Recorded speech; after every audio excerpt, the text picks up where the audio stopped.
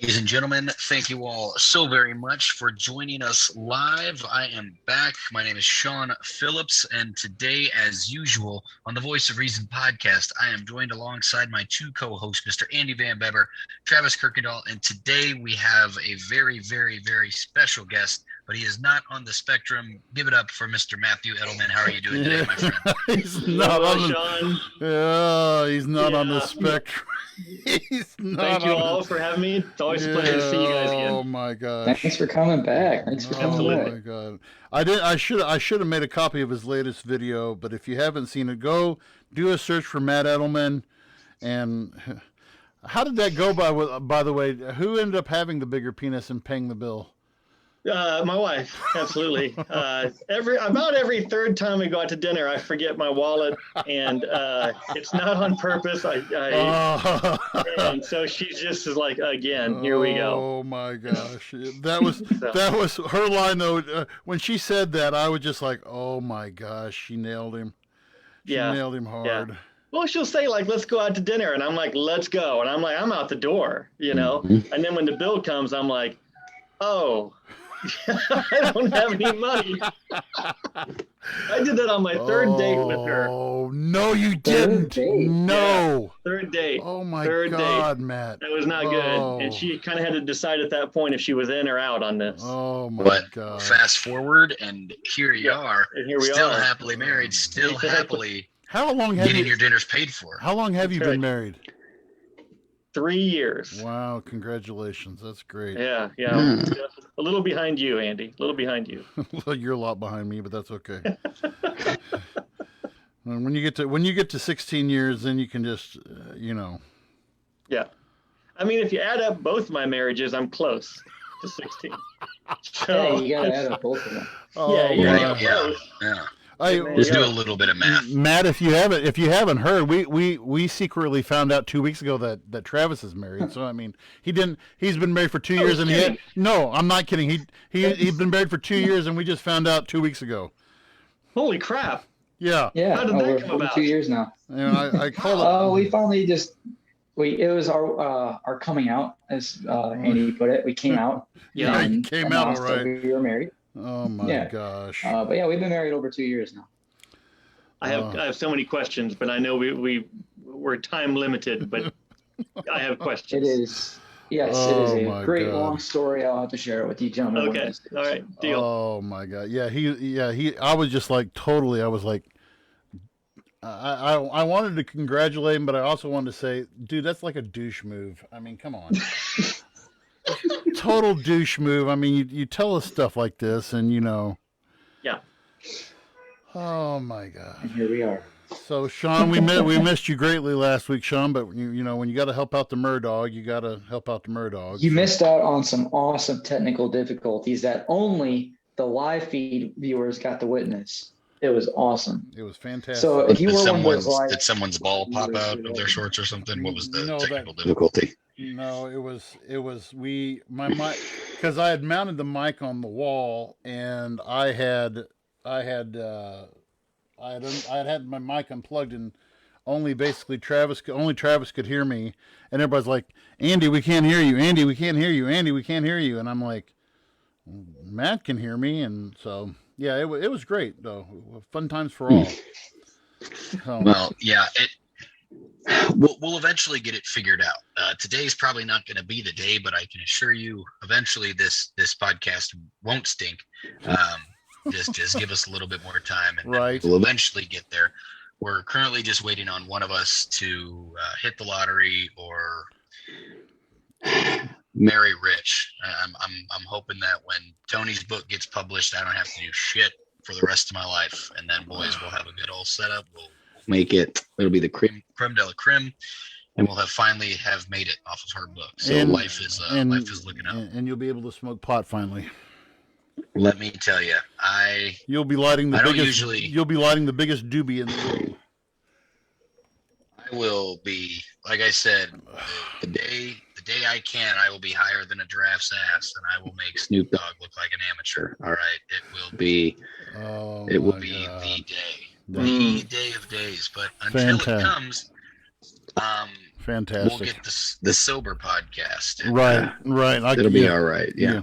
The first time that you're high will be great. Yes, that'll be awesome. We'll have to stream it live. Yes. Right here. Yep. On the podcast. Right. So, no. Well. Yeah. No. It is great to be back. I do apologize. Last week, so many things kind of shuffled and changed all at one time. But I appreciate you guys bearing with me and readjusting and getting it done. I've listened to pretty much everything, and I love the conversation you guys had. We had a good conversation. We missed you on the UFC conversation part of it, but we knew that was your forte. But it was so. Oh, with the ankle break and all that good stuff. Yeah. It's so crazy to see what's coming out about it now. Of how it was the already being injured and stuff like that, or is that was that being done to save face, you think, or what? I don't think so, and mostly because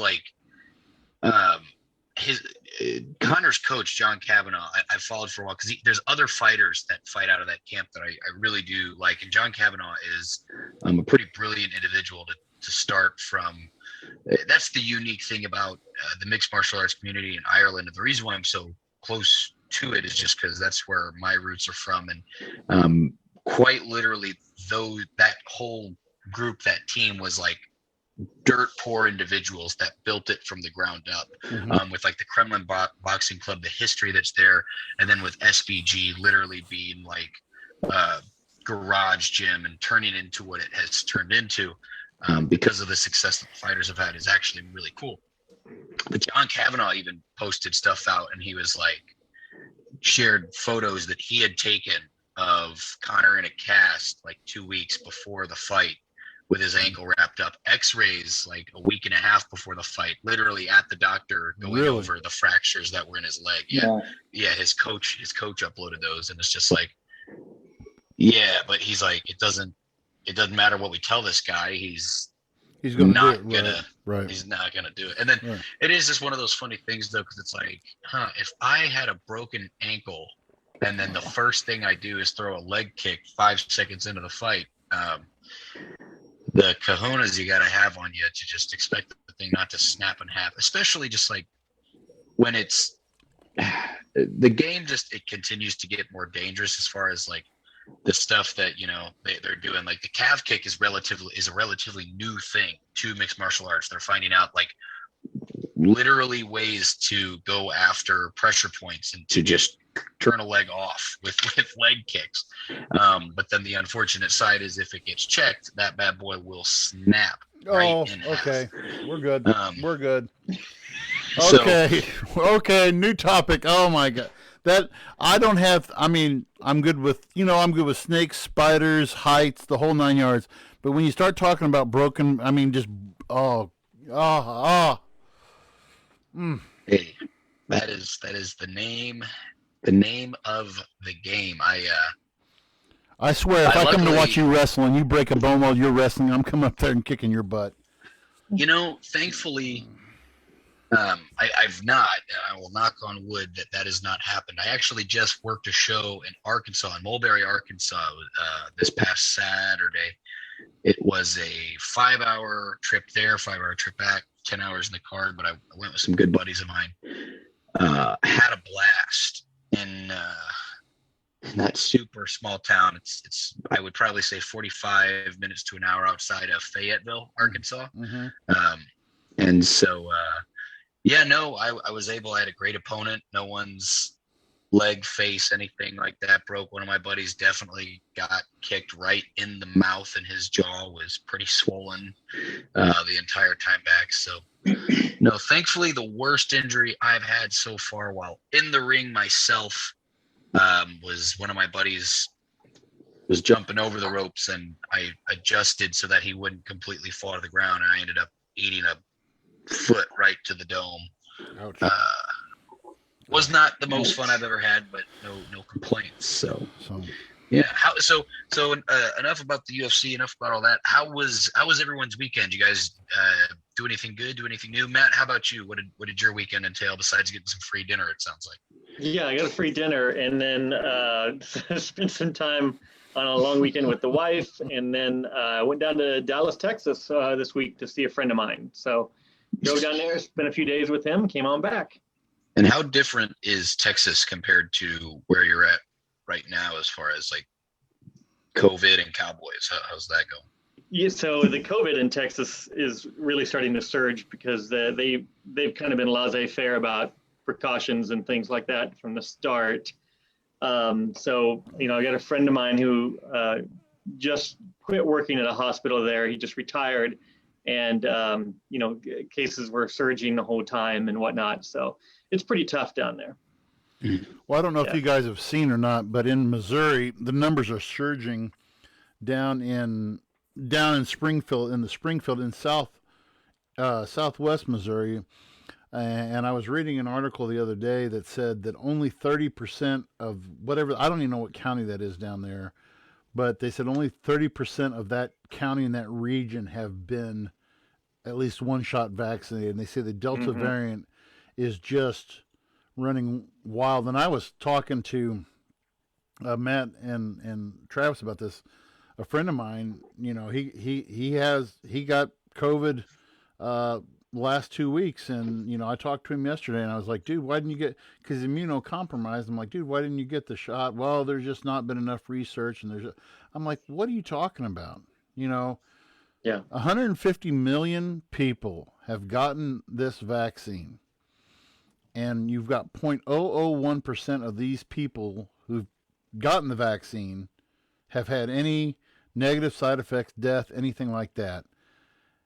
And I mean, and I had a student who messaged me on Snapchat the other day, and she's like, I had said something about the vaccine or something, and she's like, I can't believe you got that. Didn't you hear about the doctor's daughter who's something? I'm like, okay, what's your source? Well, I saw the story on, and it was like Instagram. I'm just like, okay, slow down, you know, and it just, people are not, I mean, and what I'm hearing about the Delta variant is that people are having, if you've had the vaccine, that's like 9 times out of 10, you're going to be asymptomatic. And if you do have any symptoms, they're not going to be as bad. So.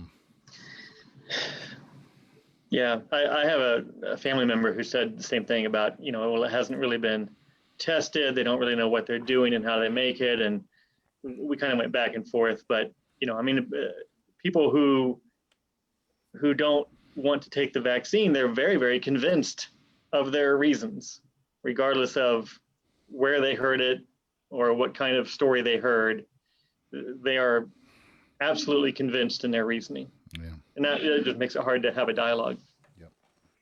No, it does. Yeah, go ahead, Sean. No, I was just going to say, like, I'm the dumbest guy I know currently. So even if it, made me dumber, there's not a big cliff to fall off of from where I'm already at. So,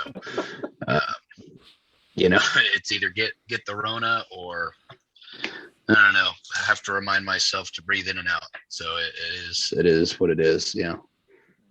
Yeah. We already kind of touched on this topic, and I'll just go back to saying, that the most unfortunate thing about this whole vaccine issue, it's such a politicized agenda stunt. It's, people have so much mistrust with it based off of their political beliefs and the stuff they see on, social media, TV, whatever. It creates a lot of conflict, on both sides, or however you feel about it. So it's unfortunate. Well, I can already tell. I can almost guarantee you that next election season, in about a year and a half, whenever that's going to start rolling up again, we're going to see the commercials on TV. It's going to go one of two ways. It's Senator so-and-so didn't want you to get the vaccine. Is that who we want to lead when our county led the state and blah, blah, blah. Beta, and then the other one. How many kids do you know with autism? All of them. Why? Because of the COVID vaccine that we were forced to have by Democratic candidates that wander around this state. Is that a Republican campaign I hear? Give or take. That's called the old That's the old Pike County special. Anyway, moving forward. So one of the great topics that we kind of wanted to talk about, because of how things are advancing and what seems to be a short span of time, is we were actually going to kind of nerd it up a little bit for you guys at the start of this podcast and talk a little bit about the Marvel universe. And again, this is one of those things that I could have a whole separate podcast about this subject alone. However, Andy was talking to us about something that he had seen that actually kind of created a little bit of an interesting dialogue. So I'd hand it over to you, Andy. Yeah. Let us know what you saw. Yeah, well, and what's really surprised me is my wife, and during this, she's really started nerding out to Marvel, much to my pleasure. Matt, don't say anything. Thank you. I knew that was, but I was, she caught a hold of this podcast, and she listens to podcasts while she works all the time, and I was upstairs listening to her while she was working, and this guy came on there, and he made a very valid point, and I've actually been saying this all along. Now, when you look at comic book nerdom, if you look at, rate it 1 to 10, 10 being the ultimate nerd and 1 being I'm about a 5, 5.5, 6 on the nerddom scale. These guys who go really deep, though, I mean, when you really get into the Marvel comics, and Marvel has done a great job of being true to the comics and being true to the storyline and everything. But now when you look at it, they've introduced just about they're not even close to introducing every character, but they've introduced every major character. And so now, for those of you who have been watching the Loki series, Loki is delving into these multiverses, and I hope I'm not spoiling it for anybody, but this guy had this theory, and he said where this is going, because they're talking about this with the new Spider-Man, the No Way Home movie that's coming out. I think it's this fall, and then the Doctor Strange Multiverse of Madness next year. That it's going to get so, I don't want to say convoluted. It's going to get so deep that it's going to start alienating viewers, and they're afraid that a lot. And I've heard this from my wife and I've actually heard this from multiple places now that I think about it. But there are a lot of these people are speculating, man, you're going to start alienating. You're going to start losing viewership because people. I think the reason why Marvel has done so well over the last, whatever it's been, what was Iron Man, I think was like 2008, I think. And they're afraid they're going to start losing viewership over this, trying to go into multiple universes and multiple possibilities. And I mean, I thought they did a great job with Loki, and I liked WandaVision and Winter Soldier and Falcon Winter Soldier. They've done a great job, but it's all building into this thing where if you haven't, people who haven't, who don't have Disney Plus and just watch the Marvel movies, I think they're going to be lost when they go into the new Spider-Man movie this fall, and they're going to be like, oh, what happened to our cut and dried thing? So I don't know. I thought it was an interesting, this is a really, Marvel is, they struck gold. When you look at the story of the Iron Man movie and how it was almost they almost casted Tom Cruise. Could you imagine Tom Cruise as Iron Man? Oh, God. I was reading a thing on Looper the other day, and Looper said they were showing all these people that had turned down roles for different and the one that stood out to me the most was Tom Cruise as Iron Man. And I was just like, that. They would have shot themselves in the foot, But that, and how it was such a turnaround for Robert Downey Jr. After all of his drug problems and everything. Tell you what, if we saw a Tom Cruise Iron Man, I would demand to see a Nicolas Cage Thor. Oh man, that almost came out my nose. They can't put that much sex into a movie. It's literally not possible. What do you think has contributed? What do you think has contributed the most to Marvel's success? they figured out the formula, because before Iron Man, Marvel had put out movies. I mean, they'd had the X-Men, and they had help me out, Sean. They had Fantastic. Well, heck, they had Fantastic Four twice, and both of them were terrible. And they actually had a Hulk movie before the Incredible Hulk. They had a Hulk movie. I mean, so Marvel, they had. X-Men had been the only thing that they had really, I don't want to say struck gold with. I mean, X-Men was a very limited audience, I think. But then you just, when they hit with Iron Man, to this day, I still think Iron Man, this is just me. I mean, I'll die on this mountain. To me, I still think Iron Man's the best Marvel movie that's ever been made. But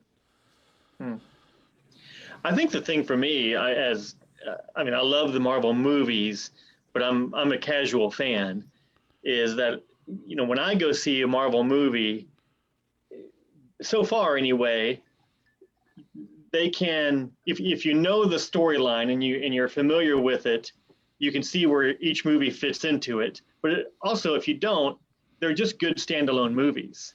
I mean, they are in and of themselves, each movie, a story in and of themselves. Okay. And now they fit together with other movies. But if you don't know that, you can still go and enjoy the movie. Okay, so let me ask you this then, Matt, as the casual fan.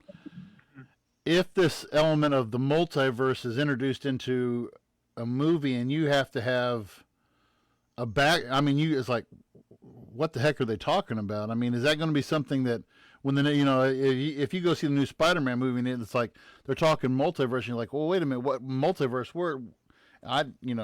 Not seeing any of the other stuff. I mean, would that be something that would be a deterrent from seeing further Marvel movies to you, or? It might be. They would really have to thread that needle of bringing along the casual fan like me and explaining what they're doing while not insulting the intelligence of the diehard fans.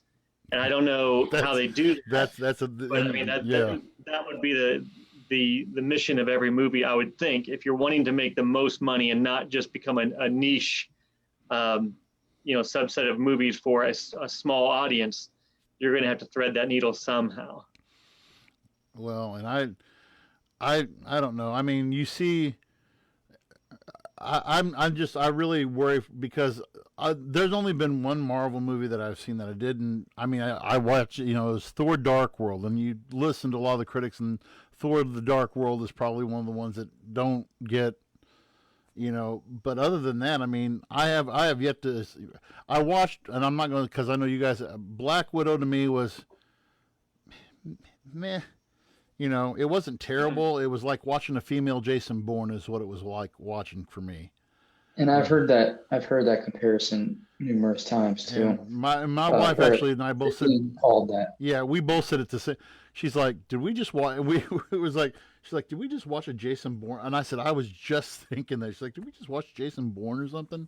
But it wasn't bad. It was very good, and it was true to the comic, and it was, true to the Red Room and all this other stuff and everything. So, I don't know. I really, Marvel has done a lot, and every movie that they have, I guess, they set the record with, was it with Endgame or with, which one was it, Sean? It was did they beat Titanic or not Titanic, Avatar, did they beat that or? Mm-hmm. So it is the number one. Yes. So it's the number one selling movie of all time then? It overtook Avatar, and I'm fairly certain that James Cameron's a very petty individual. Yeah. They did a re-release of Avatar in China, and it made enough to take over the number one slot again. Oh, you gotta be Endgame won, and then Avatar got a re-release in China for a little bit. And then it became number one. Now, but it's literally like one of those things where I'm sure that, if they put Endgame back in theaters for a month in the States now, it would overtake it again. It's just one of those things that Disney owns both products, so they really don't care either way. So there's a couple things that the success of Marvel. So Marvel's a little bit of a tricky piece. And the reason why is because of how the rights were distributed. Marvel, when it comes to the cinematic, to the film universe, is divided into three, technically now two, but was at one point three different organizations. There was Marvel, that no films were made. Your Captain America, your Thor, your Black Panther, the Disney Marvel that we know today. Then you have your Fox, which was X-Men, Silver Surfer, Fantastic Four. Fox bought the exclusive rights for a period of time for those individuals. And then there's Sony, who specifically bought Spider-Man. They owned the Spider-Man universe, Spider-Man villains. The reason why that was because Marvel had this umbrella, and they just had these characters that they weren't sure how to necessarily market correctly, but there was a demand at the time during the 90s for X-Men and for Spider-Man, because Spider-Man is just one of those marketable things. Sony had the money, they owned the rights. That's where Disney comes into play. And a man by the name of Kevin Feige is the most important factor into the Marvel Cinematic Universe. And the way that I like to explain it is, I don't want to nerd out too much and compare the two, but there's a big difference between Marvel and DC. Marvel, there are big time comic nerds that are really into the comics, that some of them don't like how the movies have gone. But here's what I got to say. Marvel movies are extremely cookie cutter. If you have seen one Marvel movie, you have pretty much seen all the other Marvel movies. That's done for a reason. Okay, there's a reason behind it, and it is solely just to literally formulate more viewers, right? What's so unique about Marvel is they did take characters that people just didn't care about and made movies like Black Panther gross over $1 billion in its first month of being released, right? They found a way to tell a linear story, which is the most important thing. Look at other big franchises like Harry Potter. It's a linear story. There's 8 movies that from start to finish, it's just good. Not all the movies are great, but collectively, it's all about the collective. Same with like Star Wars, right? It's a collective. That's why there's others like, Empire is regarded as like one of the best Star Wars movies now. At the time, it was like when it first came out, people didn't like it. But Star Wars is a collective, with the exception of the last 3 that Disney made that were a part of that universe. However, after that flub, guess who now is in charge of the Star Wars universe? Kevin Feige.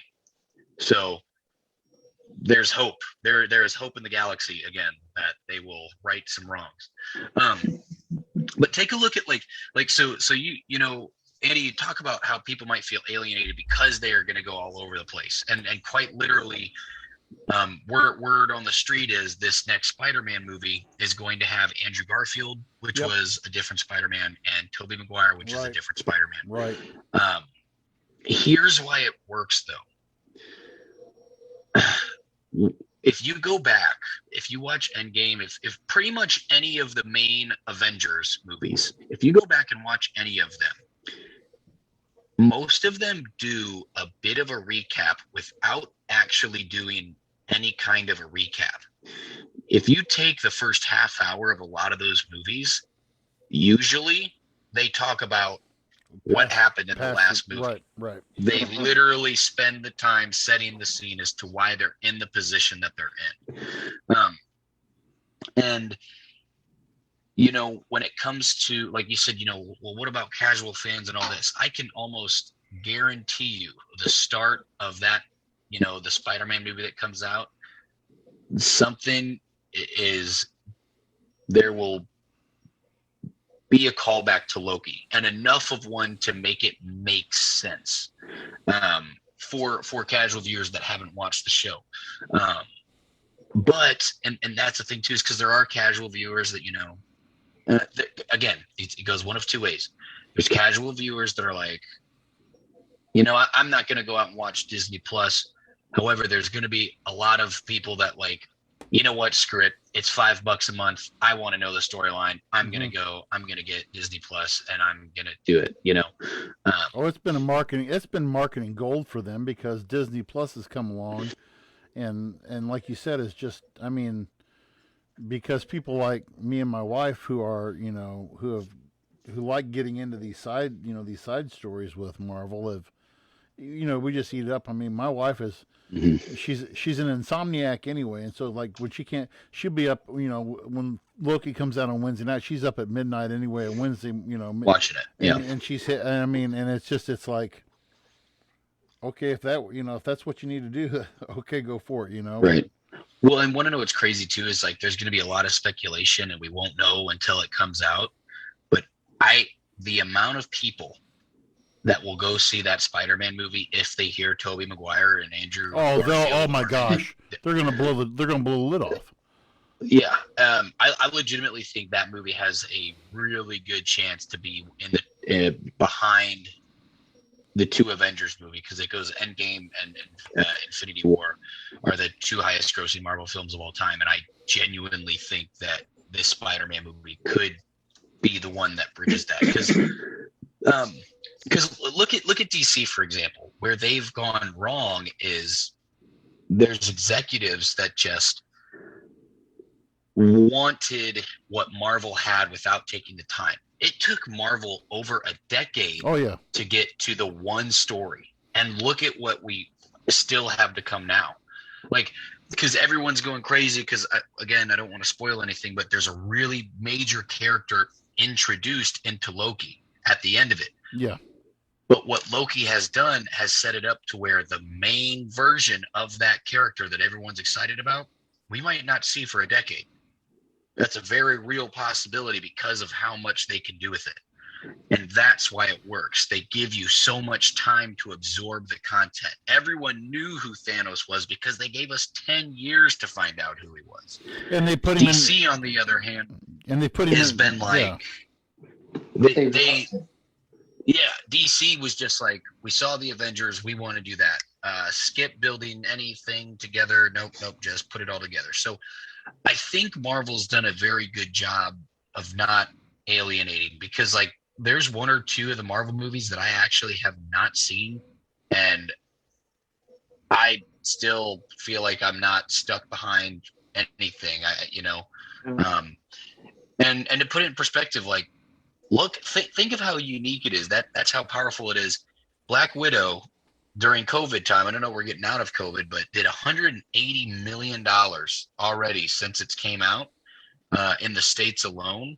Mm-hmm. And Black Widow is, people might say like the weakest Avenger, just like it literally is a female lead superhero movie, 180 million in the United States. For a prequel movie, like everyone already knows she died in the main movies. Like this is just something that happened before everything. Right. So it's just like that is the power of what Marvel and Disney have put together as a bit from a business standpoint. Well, and I want to go back to that thing you said about DC. I mean, DC, and how many times has DC done Superman? How many times have they done Batman? Where DC hit, I think the gold that they hit with was the Wonder Woman movies. I think were well done. The Aquaman movie was well done, but then when they come out with then the whole Justice League and the Zack Snyder cut and just all, I love Zack Snyder, but that's 4 hours of my life that I'll never get back. Because that I wasn't crazy about the first Justice League movie, but I hate to say this, but I liked that movie better than I did the other one. But it was just, I agree with you 100%, Sean. They try to rush that so much that it wasn't even funny.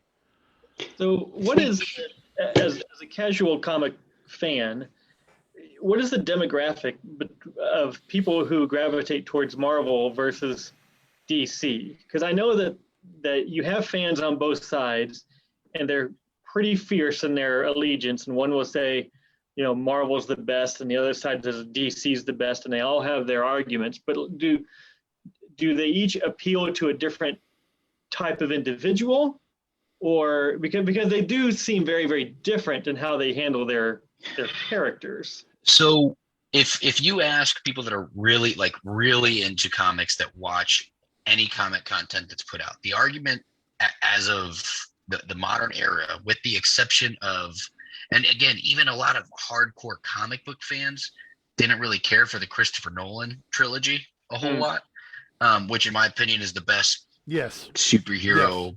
Yes. But and so the argument's always been DC has the better animated work that they put out. They do very, very well with the animated stuff that they do, because it's a lot truer to the comics. Here's my take. I think we should be happy when we get any kind of mainstream comic success, because a lot of people say comic books are for nerds, and it's like the number one grossing film of all time is a comic book movie. What are you talking about? But here's the thing, and I hate sounding like this because I love art. I love all forms of art.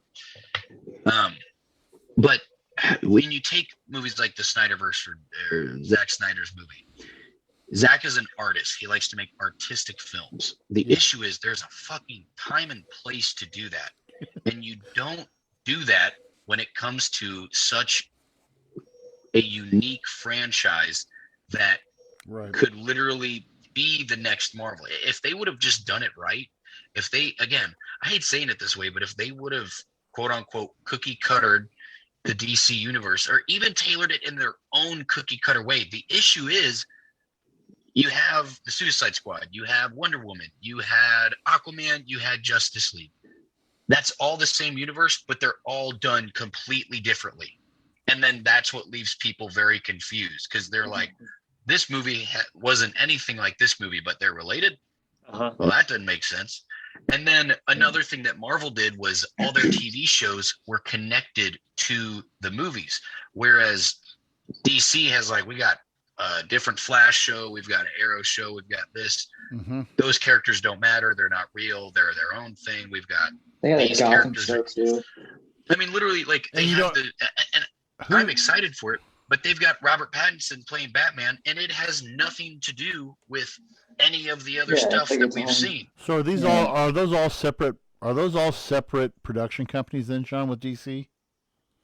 It's still Warner Brothers, because Warner Brothers owns it. But I mean, is it who then? It's not like you said with Kevin Feige.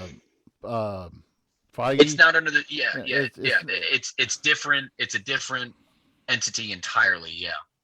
It's the Flash that's on the CW has nothing to do with anything that they're doing, and that's part of the issue is people are confused as to, like, well, why should I care about this show? And there's another show that's on HBO Max that's called DC Titans that has nothing to do with either universe. It has nothing to do with any of it. And they're saying that has been one of their biggest, from what I've been seeing. I haven't watched it.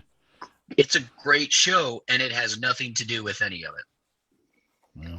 Yeah. I think DC's such a mess, because like we talked about, like, they're just all over the place, and like every film is like its own thing. You can't. Yeah. It's not like the Marvel comparison where if you've seen a couple of the Marvel movies, you kind of have an idea of everything that's going on. You can miss one and you're okay.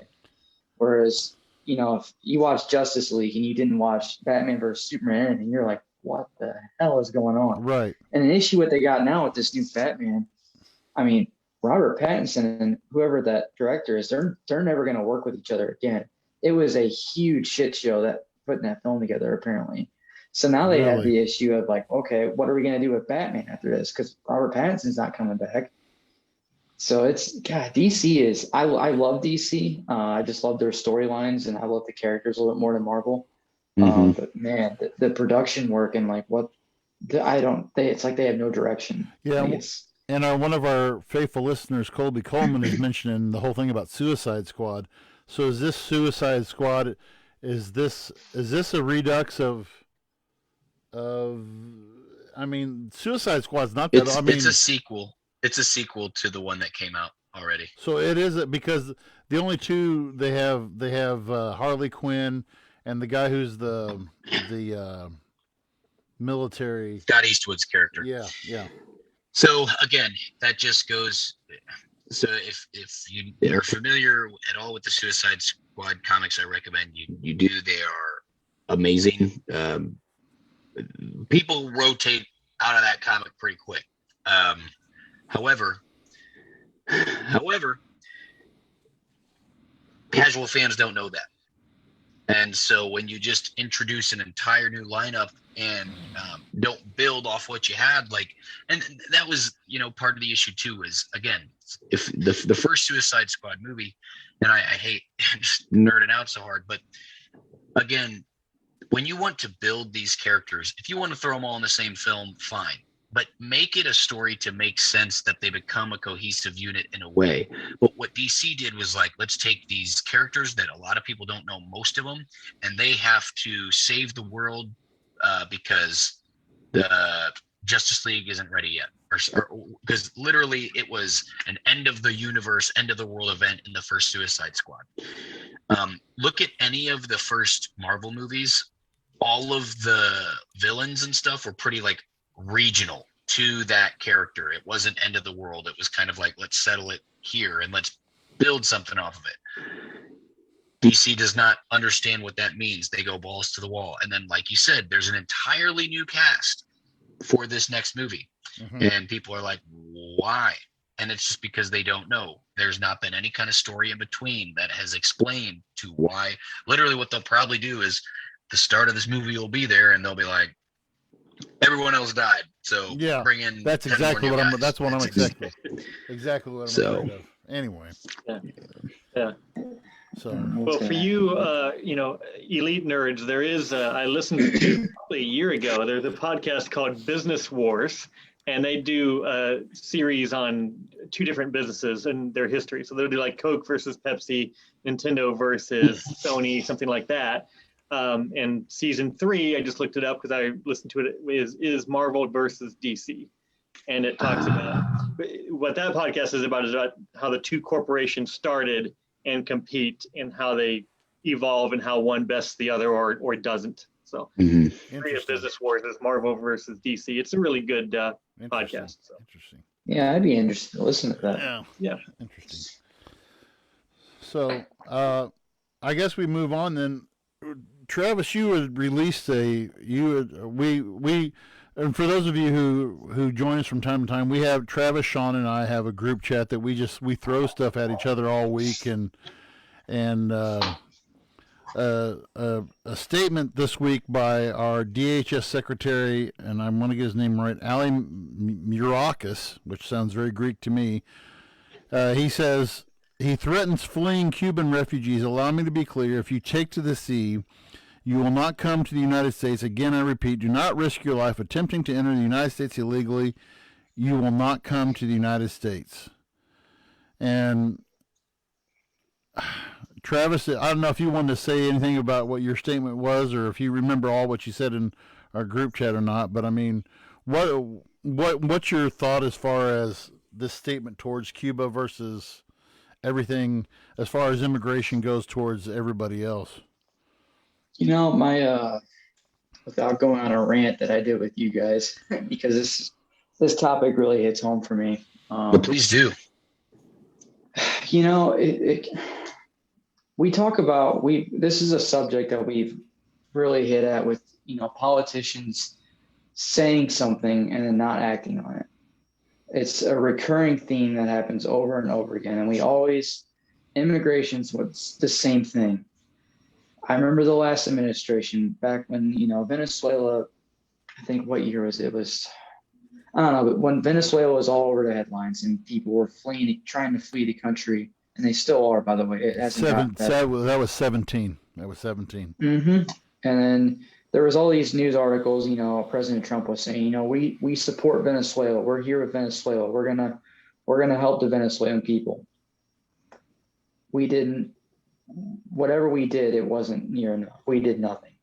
And I can say that because I personally was involved with a family from Venezuela. My wife is from Venezuela. My mother-in-law and my sister-in-law are still in Venezuela, and they have no way of getting out of Venezuela. We've done nothing for those people. They've applied for, my sister-in-law had a visitor visa, and she requested a student visa. Now, history on my sister-in-law, she's a dentist in Venezuela, and she applied for a student visa. And when she went to the U.S. Embassy, she paid the fee. I forget what it was. And she said, well, I want to come to the United States. I want to study dentistry here. I'm a dentist here in Venezuela, but I want to better my career. I want to work in the United States. I want to become a dentist there. And they say, no, that sounds suspicious. Give us your visa. Leave. Took her money, took her visa, and told her to leave the embassy. No explanation as to why. Just said it was suspicious. She applied again. I think it was less than a year later. I forget. She had to go to somewhere else to apply for it. Paid the fee, gave all the documents for it. Almost immediately denied her. Didn't give her money back. Told her to leave. Different U.S. embassy. So for me personally, seeing this happen and to hear on the news that our president coming out and saying, "Oh, we support those people." Personally, I haven't seen any support for those people. I haven't seen a plan to help people who can really become contributing members of society in this country. I have not seen any kind of programs or any kind of initiative to give them asylum and to give them work visas and to help them come to our country and come to our country legally and contribute and help them. They want to lead that country for good reason. And I think we're seeing the same thing in Cuba. I mean, the people are desperate. Like you can look up videos. There's people literally on boats, like desperately trying to get to the United States. And President Biden recently came out and said, "Oh, we support the people of Cuba and we're gonna help them." And it's like I'm seeing the same thing play over again that I saw with my family in Venezuela. I don't see a support. I see we're just checking the box and saying we're going to do something, but then we're not going to do anything at all. And there's the border crisis going on, and quite frankly, I don't really know. I've told you guys, I don't really know what the right answer is to this issue because there's a lot of factors that come into it. There is a legal process, and personally, the legal process, in my opinion, needs to be updated because it takes a very long time. People don't realize how hard it is to get legally come to this country and get a citizenship and get permanent residence. It's very, very hard. Well, can I to even get a student visa is very, very expensive. But please go ahead. I was going to say, okay, so with my connection with this too. So there are a number of different ways to get in to the United States, all of which are time consuming. Yes. All of which now to us, okay, so for your standard citizenship application fees and everything we had to do was $700 per kid. Now, when you look at countries like Venezuela, like Mexico, like these third world countries, $700 is pretty much, I would say, an equivalent to a year's salary. Okay. So you're trying to tell, and people's like, well, it's not that hard to get in the United States. Well, basically, and here's how I remember it. There's basically 5 different steps, and Travis, you mentioned a couple of them already. First of all, you have to if you want to you have to apply for naturalization, and it was different for us because we were adopting the kids, but we still had to do that. Okay. Then you have to go through the whole biometrics thing, which is fingerprints, background, all this other stuff. And again, depending on where you're at, I mean, I'm sure Mexico, I'm sure Venezuela, the idea of biometrics being done honestly and being done efficiently is probably impossible because of you probably have to do a lot of this under the table money, And then then you go through your citizenship interview, and if you're in Mexico or Venezuela or wherever, you have to do this at your embassy. Now for us it was different because again the adoption process, but you still have to go through an applicant interview process, and that part alone, that for us was the longest part. Okay, it was actually shorter for Bryson, but it was longer. It was longer for Briley. It was like 4 months to get all the paperwork filled out, and then you have to fill out stuff between your embassy and their embassy, and just all this different junk. And then you have to wait, and then after the interview, you can wait up to again another 4 months to wait for the answer. Once they go through the process, and then then they schedule you for, you have to you cannot become a citizen. Well, again, unless you're like an adopted child, you cannot become a citizen until you take the oath of allegiance. Okay, and so what you're looking at on the short end. I'll say this: for Bryson was unusually short. We got him here from the time we got his paperwork to the time we got him home was 13 months. Unheard of. That is unheard of. Briley was, I want to say 16, 18 months, somewhere in there. Okay. I have heard of, and you guys, Sean and Travis, you guys know the families in our district who adopted from Russia. Those took up to, I want to say it was almost 2 or 3 years for them. And so people wonder, well, and I mean, I get people, I mean, what's your take though on the whole anti-immigrant thing that we have going on here within the United States now? Well, I mean, I just wanted to ask Matt real quick, because I know he has several illegal child labor rings that he runs. So I just wanted to know how you were able to, make it happen so quick. Yeah, well, I mean, I've got a winning smile and a charming personality. God. And then I just show my 6-pack abs, and hey. Yeah. So what is the ethnicity like down in Louisville though? Seriously though, Matt, what kind of, I mean, are you guys pretty diverse down there, or what do you see a lot of in your line of work? Yeah, there's actually a surprising amount of diversity here.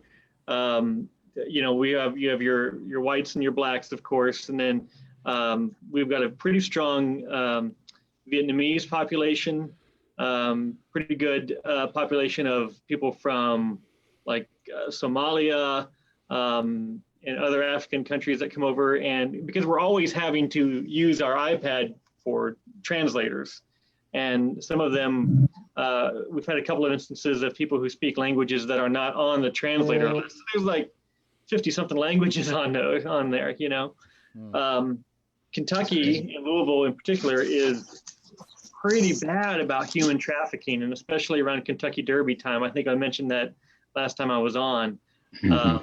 And so we've got a pretty strong melting pot. And I think a lot of that played into the race riots of last year. It wasn't just African Americans feeling, that they were experiencing an injustice. It's in all these other pockets throughout Louisville.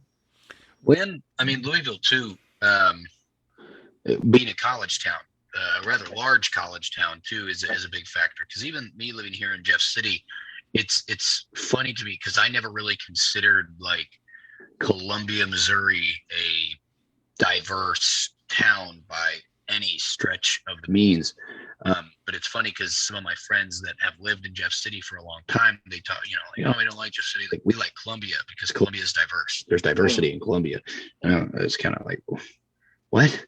But then the more I kind of think like, well, yeah, being a large college town, and the same thing with Kentucky as far as in states like that where the rural community is generally about one type of population.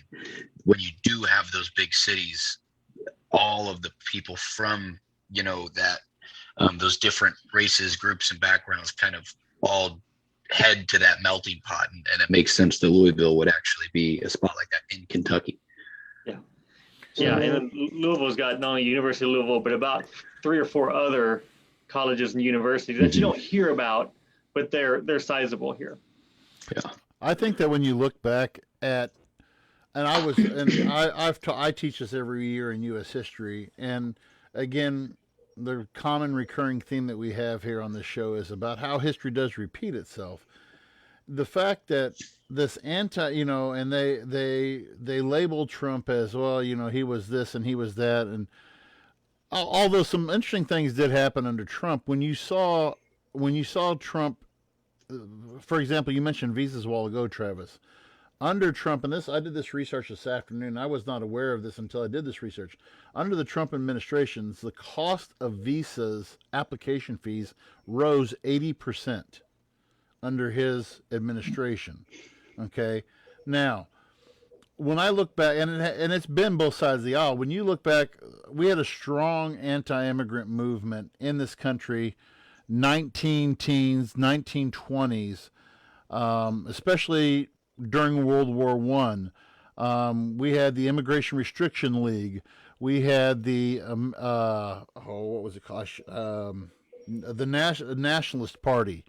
People who were so, anti-immigrant. They wanted, and at that time, that Republican Congress pushed Wilson to put in a literacy test that if you couldn't read in your own language, that you weren't allowed to come in. They set up immigrant quotas. I think it was, I forgot how, but these immigrant quotas that they set up, which favored Northern European nations rather than Eastern European nations. And so, and I mean, people act like this is a new thing. We've been fighting this immigrant battle for years. And and you mentioned the folks coming across from Cuba. I still remember as a young child in kindergarten watching the struggles, and I mean, it was a nightly thing when I was growing up. Of course, my parents watched nightly news and seeing stuff about the Vietnamese boat people who were coming after the Vietnam War, after the communists had taken over all of Vietnam, and just the persecution that was going on there, and people from Cambodia who were getting on these. I mean, for lack of a better term, just like I think cardboard boxes would have floated better than what some of these guys came over on. And they came to, they would come to the Philippines because at the time the Philippines were still a U.S. held territory. They were fleeing to Malaysia. They were going to anywhere they could. And, and we've seen this with Cuba before too. And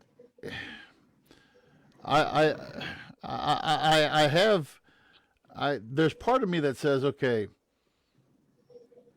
we do have to monitor who's coming here, but at the same time, if we're going to do like you said, Travis, I mean, if we're truly going to do political asylum, let's do political asylum. I mean, conditions in Venezuela, and you know this better than I do, Travis, but I mean, conditions in Venezuela are hellish. I mean, how stuff that is in short supply, stuff that they can't get, Oh yeah, we occasionally send care packages to her mom and sister all the time, just the stuff they can't get there, can't afford. I told kids this too, and I mean, again, we kind of joked around about this before the podcast about doing. If we ever did a live at some place in Pike County, we'd do an anti-Trump rally or something like that, and we'd probably get assaulted. But I told the kids back when Trump was running, the statement, "Make America Great Again," is a nationalist statement. That is a nationalist statement. That is a true statement of nationalism. When you say, "Make America Great," and America first. And that actually had been that was a slogan back, and I told the kids that was a slogan back in the 20s with dealing after World War I. Everybody's like, America first. We're not going to worry about, we're going to put our blinders on. We're going to just pretend like the rest of the world is going to hell in a handbasket and we're okay with it because we've got our problems of our own.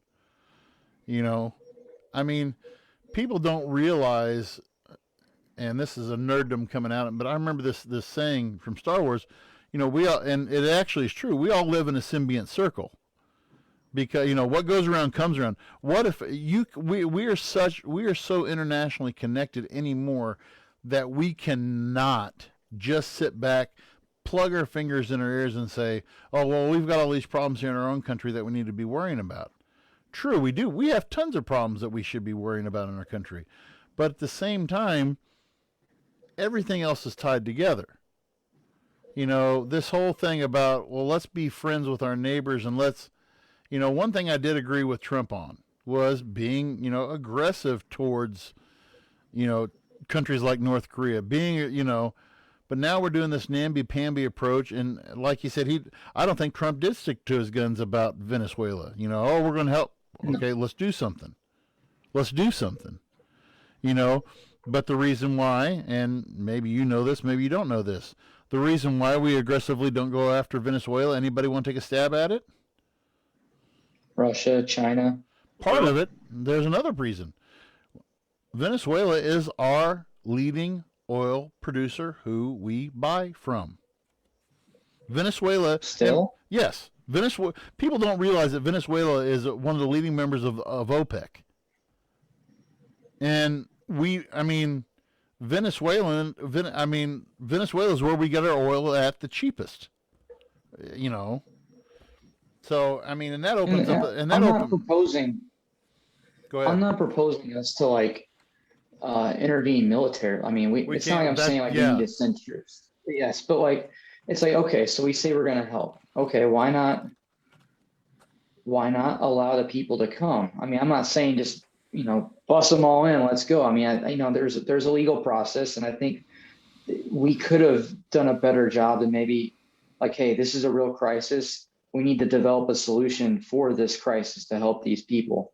I just feel like there could have been more done to help the people, not necessarily go after the government, but help the people that really wanted to help and would love the opportunity to be here and would work and would, we had this, one theme I'm always seeing is, well, we got to take care of the American people. We got to keep the American people working. I don't know about where you gentlemen, what it's like where you gentlemen are at, but there is help wanted signs everywhere here in Chicago, everywhere. And we have a huge labor shortage right now. And it's why not give the opportunity to people that are desperate? America is, and I said this in our group chat when I was going on my rant, the U.S. is literally a beacon of hope. It is a beacon of light to people in the world. People want to come to the United States because of the opportunities that are here. And we're seeing a similar issue in Afghanistan right now with our interpreters. When I was over there, you ask any one of those interpreters, where do you want to go after you're done when you're done with being a terp? All of them wanted to come to the United States. Every single one of them. They want to go to California. They want to go to Texas. Their dream was they wanted to be interpreters, so they had a chance to come to the United States of America. And now there's a huge issue with giving them asylum to come to the United States, and the Taliban's going after these guys right now. Mm-hmm. And it's we made promises and we didn't follow up with it. And it's the same thing I'm seeing there too, and these are people, people say, well, they're from that part of the world. It doesn't matter where they're from. These are people that want to come here and they want to start businesses. They want to work here. They want to create better lives. And they made sacrifices to do it. They were helping our military, and we just turn our backs on them. And I think that, the United States has a history of turning their backs on the people that help them in wars. You go back to when, the Army is fighting Native American tribes, and you would have Native Americans serving as scouts, as interpreters, people as guides, with the understanding that they're going to be made citizens and they're going to get paid this and that. And they betrayed them. They betrayed the same type of interpreters and helpful people in Vietnam when they got out of there. We betrayed the Kurds in Iraq, and now we're looking at doing this in Afghanistan with the interpreters. We've had hundreds of years of betraying people and not following through on our word. And I think that anytime I hear on the news the government say or make a promise, we're going to do this, we're going to do that. I hope that it's true, but there's been enough instances where they have not followed through that I take it with a big grain of salt. And if I could tell, if I was an interpreter, I would certainly hang my hat on the hope that they would come through. But just looking at the history, it's a pretty checkered history of whether we actually follow through on the promises we make after a conflict is over or after the help has been received. Yeah, that literally goes back to Revolutionary War, like you said. I mean, quite literally, like, thanks for the help, France. Do you need us? No. Right. No. Like what was it? The French Revolution? We didn't go help them at all. Right. It's and I don't know. Again, I think we're all in agreement on it needs to be easier, definitely less time consuming. With the way that technology is, like, it's fairly easy to find out what people are all about relatively quick. You can be denied a credit card in 45 seconds, and you're able to do that from your phone. There's so many different things that we can do, and even like looking at bringing someone over on a work visa is impossible. And it's funny too, because this is something that I had looked into recently for a friend. However, whenever it comes to the application process, you have to prove that you have tried to hire American citizens, a whole bunch, that you actually gone and reached out. But it's like, look at the help, like we talked about, look at the help wanted signs. Americans don't want to work. And that's a conversation that could go on. Well, are the wages too short? Does it have anything to do with the stimulus? I mean, we haven't gotten a stimulus in God knows how long. And now that, I mean, it's a sad truth where once I know for a fact, I know individuals that, more power to them, took advantage of the extra cash that was coming in for unemployment.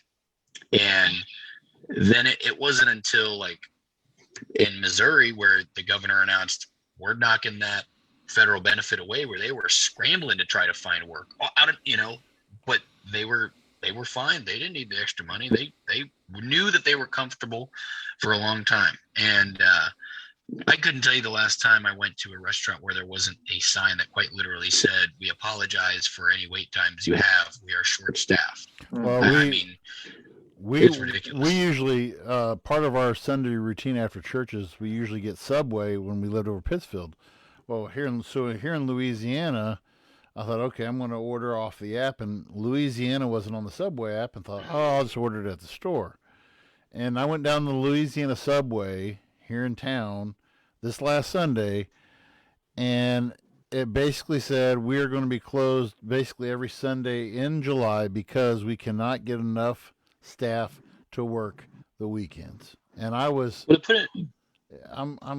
I was the general manager at the bar in Eolia, that first stimulus check,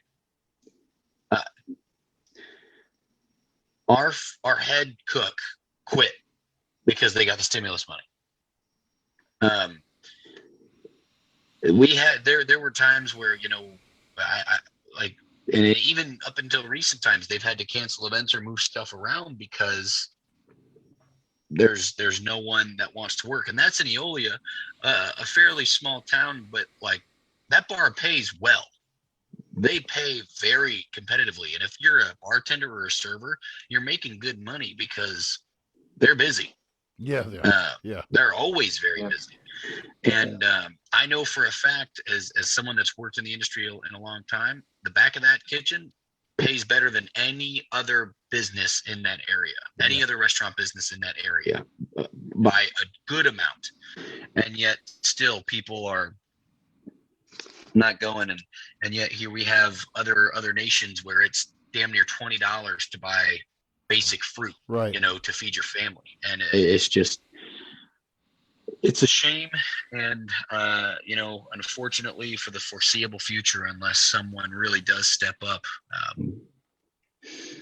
could be looking pretty ugly here in the coming weeks and months. Yep. So this is, there's people that would love the opportunity to be here and they would love to work here, and they can't. So it's like, what do you do?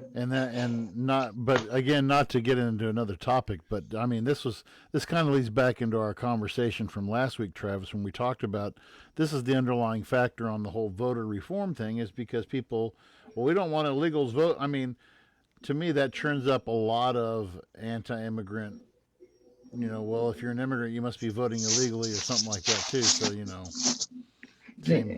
yeah. People, well, it'd be one of those sad things where all over we see these signs, now hiring, help needed, now hiring. Yeah. And then after 2 weeks of starting to see people with brown skin and different facial features, the first thing you'd hear is, "No, they're just taking our jobs. We can't have her. They're just taking our jobs." Well, there's a misconception too that everybody that's a different ethnicity in the United States is illegal or they're not here properly. Like, there's a huge stigma with, especially people with South American ethnicity that are here. It's like, he must be illegal. And it's, well, I noticed that a lot. The stereotype with it is ridiculous. I noticed that a lot here. I mean, I've always wondered that here in Louisiana, but being a part now, I've only been here for 3 weeks now, but still, I mean, you hear the undertone in like your gas stations or when Mexicans are, they're Mexicans or Guatemala. There's a lot of, I was surprised at the amount of Guatemalans that are in Louisiana. But when you hear them speaking Spanish, and I mean, I'll catch the eyes of some people in the store kind of, looking over them with that scowl like, y'all better be speaking American in here, that kind of mentality, so I don't know. It's a stigma that we need. I mean, I'll say the cliche thing, but we are a nation of immigrants. I mean, unless you're unless you are a 100% full-blooded Native American, we have no right to say, oh, we got to cut back. We got to watch this immigration things. I mean, think about for the hundreds of years that we were coming here unchecked. We were coming here and claiming land as our own that wasn't our own. And we were, we have to really look in the mirror and say, okay, well, immigrants, you go home. I'm sure there's a group of Native Americans say, you go home too, Yeah. Hey, don't get it twisted. This is the United States where you can be 0% Native American, claim it, get a scholarship for it, and run as a presidential candidate claiming to be Native American. And then when your 23andMe DNA test comes out, Elizabeth Warren, you are about as Native. Man. Good stuff. Well, gentlemen, I think we're coming up on about an hour and a half here. Matt, I wanted to say thank you again so much. Your presence with your words, and you're not hard on the eyes too. So, by the way, did you see the background? Did you see the background behind him there, Sean? I don't know. I did. Yeah. Matt went over and above tonight to make sure that he had the. When Travis and I saw that before we signed on tonight, and I said, "What in the world is that behind you?" Yeah, I mean, I changed it because my wife was going to be standing behind me, and I said, "Sweetheart, you're not quite camera ready, so let me check this one out." And if I get asked back again, maybe. But I was like, you're over your skis a little bit, sweetheart. So stay in your lane, baby. Stay in your lane, please. They asked me. I'm the eye candy here. Love the enthusiasm, though. Love the enthusiasm. But no, honestly, seriously, guys, it is a pleasure again to be with you all. I love the conversation and have always enjoyed my time with y'all. And we will definitely have you back. Always. Good. Yes, and sooner rather than later. It is always a pleasure. As they say, the whites are always stronger in force. So we'll keep it that way. Great. God. Thank you for joining us on our last episode of. Yeah. Oh. Travis, Andy, are there anything you guys would like to sign out with tonight? No, thanks a lot, guys. Appreciate it. No, it was thanks for everybody listening. Thanks, Matt, for coming on. It was a good time. Absolutely. Yeah. Thank you guys. Again, thank you all so much for listening. It was great to be back this week. Again, make sure if you don't yet, please check us out on Spotify, Apple Podcasts, Podbean, YouTube, wherever you do your listening, right here on Facebook Live as well. And then once the show is completed, the video stays up and you're more than welcome to watch. Again, we do appreciate you guys' support. We'll let you guys know soon who our next guest might be, and Matt, I can assure you we'll definitely have you back on sooner rather than later, my friend. Thank you all so much. This has been the Voice of Reason podcast, and we finally got it done here on a Monday for the first time in a while. So we appreciate you all, and I can't wait to talk to you guys next week. We'll see you again soon.